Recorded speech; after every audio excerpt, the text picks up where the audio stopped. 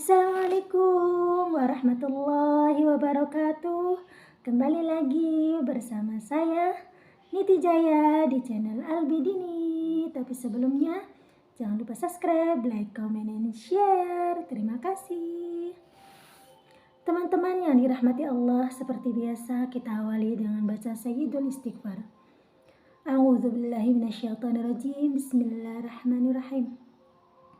Allahumma anta rabbi la ilaha illa anta khalaqtani wa ana abduka wa ana ala ahdika wa wa'dika mastata'tu a'udzu bika min syarri ma sana'tu abu'u laka bi ni'matika alayya abu'u bi dhanbi faghfir li fa innahu la yaghfiru dhunuba illa anta.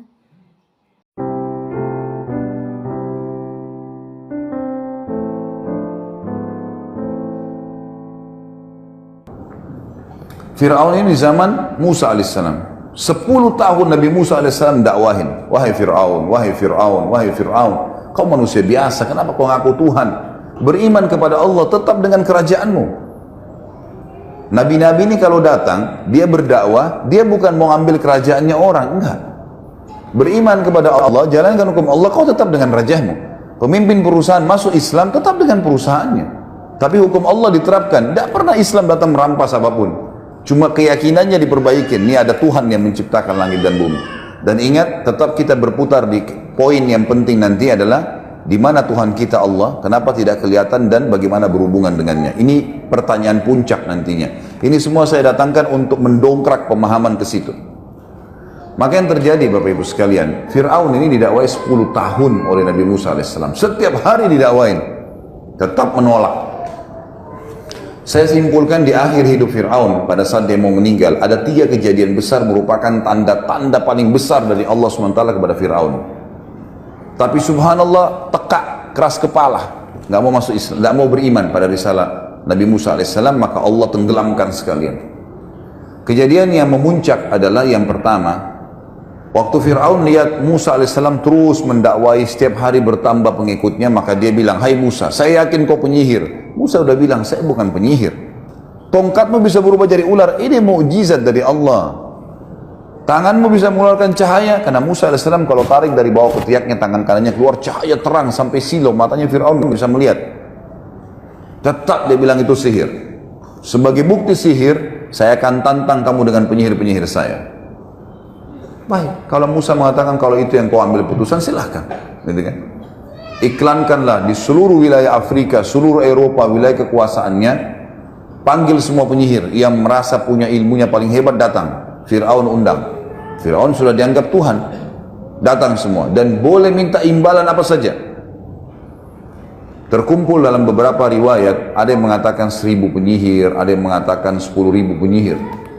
Kita ambil jumlah terbesar lah, 10.000 penyihir datang. Semua mengaku hebat. Begitu mereka ketemu sama Fir'aun, sebelumnya Fir'aun sempat tanya Musa, wahai Musa, kapan ini? Pertandingan kita kapan nih? Antara kamu dengan penyihir-penyihir saya. Musa alaihissalam tahu ada satu hari dulu, di zaman itu namanya hari zina, Yaumuz Zina, dalam Al-Quran dikatakan. Hari zina ini Bapak Ibu sekalian adalah hari di mana Fir'aun keluarkan singgasananya di depan halaman istananya, lalu orang-orang pada datang menyembah dia, semua yang nyembah dikasih apa yang dia minta. Seperti itulah. Sama dengan Namrud, mirip. Tapi ini ada hari memang ditetapkan setiap bulan, hari itu dikenal dengan hari zina, gitu kan? Bukan perzinahan ya, tapi zina ini bahasa Arab dalam makna lain artinya perhiasan. Karena Fir'aun mengeluarkan singgasananya penuh dengan perhiasan-perhiasan emas, kemewahan yang luar biasa, supaya memukau dan orang makin yakin dia Tuhan. Kata Musa, hari zina saya akan tantang kamu hai Fir'aun, pada saat kau lagi dianggap Tuhan itu, gitu. Baik, Fir'aun dengan sombongnya mengatakan baik, kumpul semua orang. Dan pada saat itu memang lagi berkumpul banyak orang. Beberapa athar menyebutkan sampai puluhan ribu orang berkumpul. Kumpul semua orang. Lalu datanglah penyihir-penyihir ini lalu berkata kepada Fir'aun, wahai Fir'aun, apa balasan kami nih kalau kami menang? Kata Fir'aun, apa saja yang kalian minta? Dan kalian akan menjadi orang-orang pendekat saya, dia menjadi penasihat-penasihat saya. Mau apa saja bisa dapat. Lalu kata mereka, mana lawan kami? Kata Fir'aun itu sana, 2 orang, Musa dan Harun. Mereka bilang, cuma 2 orang itu yang kita lawan. Penyihir-penyihir dengan sombongnya menantang. Cuma 2 orang, lalu untuk apa semua penyihir ini? Kata Fir'aun, bunuh dulu dia. Hilangkan orang ini, baru kau bisa dapat. Tidak usah anggap remeh. Baik. Semua penyihir-penyihir ini sepakat kumpul.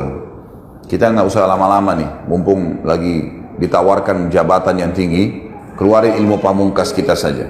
Ilmu tertinggi dalam ilmu sihir adalah ilmu mengubah benda yang tadinya tidak bergerak jadi bergerak, atau berubah dari wujud aslinya berubah ke wujud yang lain, gitu kan?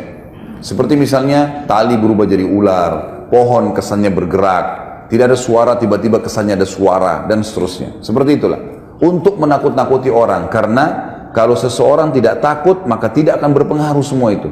Syaitannya nggak bisa buat apa-apa. Lihat tuh para penyihir-penyihir sekarang, kalau mereka mau menghipnotis orang, gitu kan, di TV menepuk orang supaya bisa buat seperti yang dia mau, sistem penyihir yang dilakukan, harus orang-orang itu dulu dikuasai sama dia, minimal takut, minimal percaya, baru bisa. Kalau tidak percaya atau tidak takut, disuruh turun dari panggung, nggak bisa, dianggap nggak bisa, karena ini nggak bisa dipengaruhi oleh syaitan, gitu kan.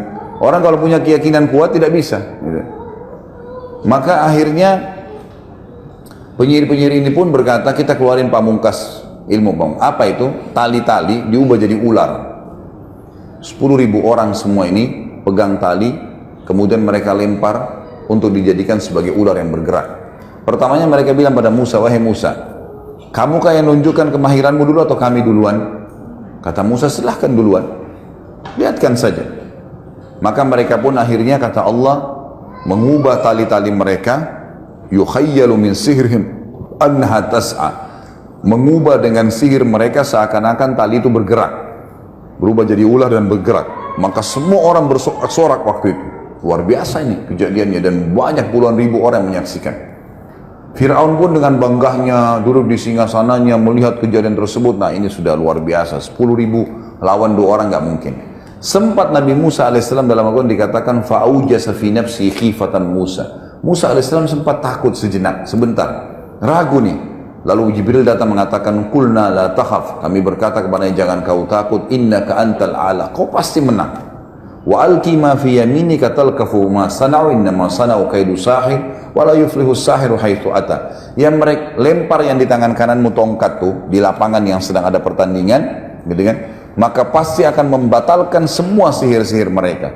Karena yang mereka lakukan adalah perilaku sihir, dan sihir tidak akan pernah bisa menang dari arah manapun dengan ayat Allah. Tidak mungkin bisa menang, gitu kan? Musa alaihissalam masuk, lempar tongkatnya. Ada alasan di sini. Kenapa Al-Quran menceritakan kepada kita, tiba-tiba waktu tongkat Musa alaihissalam dilempar dan jadi ular, seluruh penyihir tersebut sujud dan berkata, kami beriman kepada Tuhannya Musa dan Harun. Apa rahasianya itu? Karena ternyata penyihir-penyihir ini tahu, tali yang mereka lempar jadi ular tidak bisa menyerang. Jadi kalau kita pun mengatakan bismillah atau a'udzubillah, bisa kembali kepada wujud aslinya. Batal tuh, setan yang menghiasinya hilang. Maka mereka tahu betul itu sihir.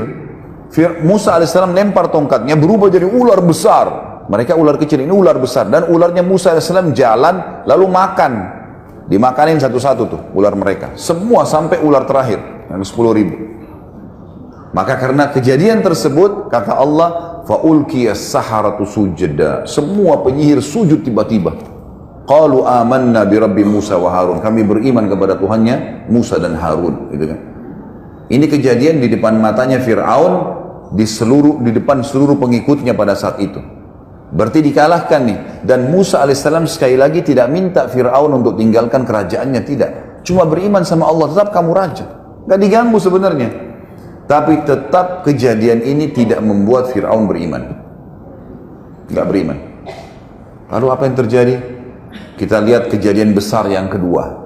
Allah datangkan lagi. Ini saya bilang Bapak Ibu sekalian, kalau orang tidak gunakan akal fikirannya, hati nuraninya, sudah ada peringatan tidak dipegang, sudah ada peringatan, ya, sudah ada sampai kepada kita informasi untuk ibadah, tidak mau ibadah, maka nanti Allah datangkan peringatan lebih besar daripada itu. Kejadian kedua yang besar pada saat itu, berjalanlah kehidupan Fir'aun seperti biasa. Musa alaihissalam juga berdakwah. Lalu Allah timpahkan cobaan yang berat yang kedua kepada Fir'aun dan pengikutnya. Ditimpakan musim peceklik, kering, Mesir kering, gak ada air, sampai sungai Nil yang merupakan sumber kehidupan utama masyarakat Mesir habis airnya. habis kering, nggak ada air. Fir'aun berusaha secara manusiawi, gitu kan, mendatangkan air, berikan tumbal. Ini sungai ini sudah dilemparin sapi, lemparin kambing, lemparin anak gadis, tumbal, nggak ada airnya. Lalu dia lakukan upaya yang terakhir, sudah bertahun, ini berjalan setahun atau 2 tahun, kata ulama berbeda pendapat, setahun atau 2 tahun terjadi musim paceklik yang panjang, tidak ada lagi air. Lalu Fir'aun melakukan upaya terakhirnya adalah membiayai prajurit-prajuritnya untuk pergi keluar Mesir. Di wilayah Afrika yang lain ada air, datangkan air. Tapi karena kemarau panjang, habis air, dengan hikmah Allah, prajurit-prajurit yang jumlahnya ratusan ribuan orang pergi ambil air itu, mereka kehausan tengah jalan, mereka minum air itu. Sehingga tidak ada air.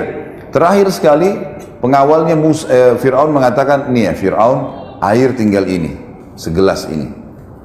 Nggak ada lagi. Ini habis Anda minum, nggak ada lagi air, sudah habis. Sudah tidak ada lagi, upaya semua sudah dilakukan. Tidak ada yang ditinggalkan, semua uang sudah dikeluarkan, tenaga sudah dikirimkan, tumbal-tumbal, kembang 7 warna sudah dilempar, segala macam. Nggak ada manfaatnya. Fir'aun bilang, ini lucunya Tuhan bermusyawarah nih. Apa saran kalian? Mereka semua diam, tidak ada lagi. Apa yang mau dilakukan? Semua sudah dilakukan upaya maksimal, dan begini caranya Allah mengingatkan sebenarnya. Gitu kan? Terakhir ada satu orang penasihatnya bilang, begini Fir'aun, ada satu yang belum Anda lakukan, tinggal satu ini, nggak ada lagi sudah. Fir'aun dengan semangat, apa itu? Anda belum minta kepada Tuhannya Musa. Tinggal itu tuh yang belum. Yang lain semua sudah kita usahakan. Maka dengan semangat dia mengatakan, baiklah, panggil Musa. Dengan hikmah Allah, Musa alaihissalam dengan orang-orang beriman ini tinggal di satu lokasi, gitu kan? Di wilayah Mesir juga, di pinggiran Mesir, ada sumur, airnya banyak. Jadi orang beriman subur saja, nggak ada masalah. Dan Fir'aun tidak tahu kalau ada subur di situ. Musa alaihissalam hidup makmur, nggak ada masalah. Datang Musa alaihissalam ke istana. Fir'aun tidak mau tunjukin ya kelemahannya. Lalu dia bilang, wahai Musa, kau mengaku punya Tuhan yang bisa mampu mengerjakan apa saja. Bukan begitu? Kata Musa, iya benar. Baik, sekarang kau tahu Mesir lagi ditimpa paceklik, panas. Sungai Nil pun habis airnya. Ini masyarakat kehabisan air. Kalau Tuhanmu bisa turunkan hujan dari langit, maka saya akan beriman. Musa alaihissalam senyum berkata, wahai Fir'aun, betul yang kau ucapkan ini? Kalau Allah Tuhanku, diulangi begini, Tuhanku dan Tuhanmu Allah menurunkan air dari langit dan hilang nih masalah di Mesir, kau akan beriman? Kata Fir'aun, kalau Tuhanmu turunkan hujan dari langit yang saya tidak bisa lakukan, tentu saja. Gitu kan? Dan ini jadi saksi semua nih. Orang-orang dayang-dayangnya, Perdana Menterinya, semua jadi saksi semua. Di depan mata Fir'aun, Musa alaihissalam angkat tangan mengatakan, ya Allah, zat yang telah menahan turunnya hujan untuk masyarakat Mesir. Jadi bahasanya jelas, ini yang menahan hujan kamu ya Allah, gitu kan? Ya Allah, zat yang telah menahan hujan untuk masyarakat Mesir, turunkanlah hujan ini sebagai tanda kebesaranmu. Belum Musa alaihissalam turunkan tangannya, hujan lebat sebulan non-stop sampai sungai Nil penuh, semua masyarakat hidup tenang lagi kembali. Pertanyaannya, beriman ke Fir'aun? Fir'aun mengucapkan kalimat kufur, Bapak Ibu sekalian. Hati-hati dengan kalimat begini. Begitu sudah subur semua, kata Fir'aun apa? Sudah sekarang saatnya hujan turun. Hanya itu. Ini seperti Bapak Ibu sakit bertahun-tahun berobat, gitu kan? Nggak sembuh-sembuh. Satu kali sholat tahajud, mulai berdoa sama Allah, terus tiba-tiba ketemu dokter, ketemu resep sembuh. Wah, dokter saya hebat. Subhanallah. Allah yang sembuhin gitu. Kok bisa dokternya? Dokter kan semua resepnya semoga lekas sembuh, tidak ada pasti sembuh. Enak benar kita kalau ke dokter dia bilang pasti sembuh, itu luar biasa. Ini tidak ada dokter begitu, sehebat apapun dia, gitu kan? Jadi harus hati-hati dengan kalimat kufur begini. Baik, berjalan kehidupan lagi. Ternyata dengan kejadian tersebut tersebar satu wilayah Afrika. Kalau Fir'aun yang kita akuin sebagai Tuhan juga minta tolong sama Tuhannya Musa. Berarti Tuhannya Musa lebih hebat tuh. Banyak orang beriman kepada Musa alaihissalam, beriman kepada Allah. Fir'aun melihat komunitasnya dia makin kecil, tinggal yang di sekitar kerajaan. Yang lainnya ini kena tampiasan dakwanya Musa alaihissalam. Tidak juga mau beriman, padahal Musa tidak minta kerajaannya. Musa bukan datang mau merebut kerajaannya nih. didakwahin baik-baik, cuma beriman kamu tetap dengan kerajaanmu, silahkan dengan kekayaanmu, dengan pakaian mewahmu, silahkan. Tapi hukum Allah berlaku. Nggak mau. Akhirnya dia kerahkan, ada pasukan khususnya Fir'aun. Kalau kita mungkin Kopassus khusus. Fir'aun tidak pakai kecuali dalam keadaan darurat. Dikeluarkan pasukan tersebut, ditambah dengan seluruh pasukan perangnya. Kata Fir'aun, sekarang saya akan bunuh Musa. Jadi bukan beriman, malah mau bunuh Musa. Musa alaihissalam begitu dengar Fir'aun keluar dengan pasukannya manusiawi, dia pergi. Musa alaihissalam pergi, lari terus dikejar oleh ini ribuan pasukan, gitu kan? Puluhan ribu orang pasukan perang dengan pedangnya, dengan perisainya, siap perang. Mengejar Musa AS dengan Bani Israel. Dikatakan dalam riwayat ada 12 suku Bani Israel. Jumlahnya ratusan orang saja. Nggak banyak gitu. Yang ikut sama Musa. Banyak orang beriman, tapi yang ikut lari itu tidak banyak. Gitu kan? Maka larilah Musa AS sampai tiba di tepi Laut Merah. Di depan Laut Merah, di belakang pasukan Fir'aun yang beringas sudah siap membantai mereka. Bayangkan kalau kita di posisi Musa AS dengan pengikutnya. Sudah takut mengikutnya, ini nggak ada senjata. Mereka rata-rata pengembala kambing, pegang kayu, bawa panci masaknya. Nggak ada sesuatu yang dijadikan senjata.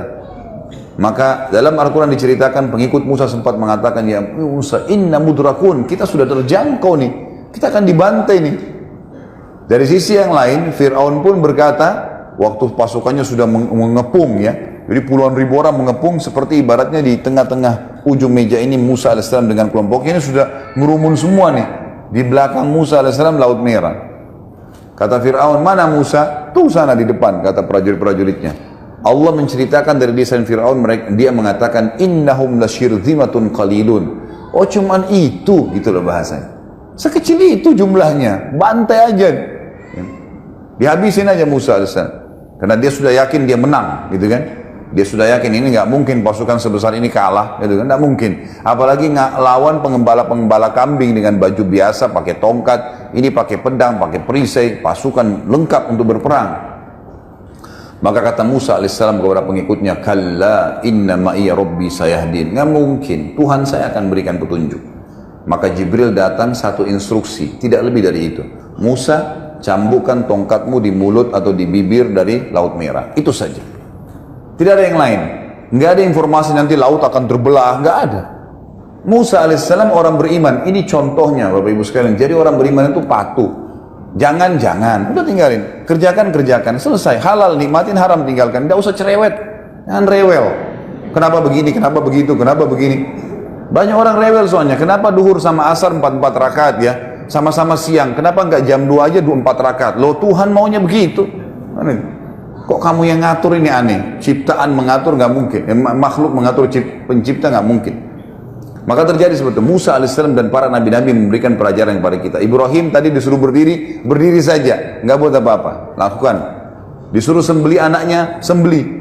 Pas mau sembeli nggak jadi, Allah selamatkan, gitu kan? Seperti itulah. Maka Musa alaihissalam disuruh cambukan. Musa belum tahu nih. Jibril datang bisikin, cambukan tongkatmu. Itu saja perintah Allah. Baik, cambuk. Di depan matanya Fir'aun lihat, ini sudah depan mata nih, sudah kelihatan, tinggal diserang saja Musa alaihissalam. Jadi kelihatan tuh angkat tongkatnya Musa, lalu Musa memukulkan di pinggir Laut Merah. Kejadian besar yang ketiga yang paling besar dalam kehidupan Fir'aun sebelum Allah tenggelamkan, berdiri air laut tersebut, Laut Merah seperti dinding yang besar, gitu kan? Berdiri air laut di depan mata kita, ini bagaimana? Luar biasa nih, berdiri air laut dan terbagi menjadi 12 bagian. Jadi setiap suku Bani Israel lewat di satu gang, gitu kan, supaya bisa selamat. Fir'aun waktu lihat itu, bukannya malah kagum atau misalnya berhenti, gitu kan? Ya sudahlah, kalau gini ini luar biasa Musa. Sudah penyihirnya sudah kalah, hujan sudah turun pun di Mesir. Ini lagi air laut di depan matanya kelihatan. Ternyata tidak. Instruksinya Fir'aun memang dasarnya dia suka jahat, yaitu jahat. Juhud itu suka membangkang. Maka dia mengatakan, kejar cepat sebelum Musa selamat ke pinggir. Masih dikejar sama dia. Dia masuk ke di antara air itu, lorong-lorong air itu. Sudah luar biasa dikuasai sama syaitan, gitu kan. Akhirnya Allah selamatkan Musa dengan pengikutnya, lalu tenggelamkanlah Fir'aun dengan pasukannya. Semuanya tenggelam. Lalu Allah ceritakan kepada kita dalam Al-Quran tentang apa yang Fir'aun ucapkan. Waktu sudah mulai tenggelam, baru dia bilang, amantu billadzi amana bihi banu Israel, ya, saya beriman kepada apa yang diimani oleh Bani Israel. Kata para ulama, dia nggak bisa lagi ucapin Allah karena sudah bangkangnya. Saya mau beriman, gitu kan? Kata Allah, al-ana, sekarang, waqad kunta minal mufsidin, sebelumnya kau menjadi perusak di muka bumi, gitu kan? Gimana caranya? Hari ini kami akan selamatkan badanmu sebagai tanda-tanda kebesaran untuk orang-orang yang datang setelahmu. Sampai sekarang di museum di Kairo bisa dilihat muminya Fir'aun, masih ada, jelas ada fisiknya. Inilah orang yang membangkang kepada Allah, seperti itu. Maka habislah kehidupan Fir'aun yang penuh dengan kerajaan, kekayaan, kelebihan fisik, pasukan yang kuat, hanya karena kufur kepada Allah.